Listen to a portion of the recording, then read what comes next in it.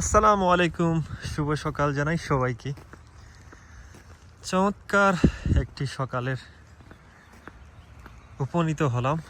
চারিদিকে বরফে আবৃত, তারপরও রোদ যেন উকি মারছে। আজ কানাডার টরন্টো শহরের স্কারবোতে খুবই চমৎকার ওয়েদারটা।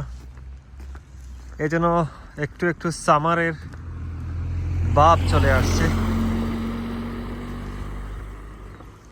বাট বাইরে প্রচণ্ড ঠান্ডা বইছে, ঠান্ডা হাওয়া চারিপাশে। সকালের মুহূর্তটা আসলে খুবই উপভোগপূর্ণ।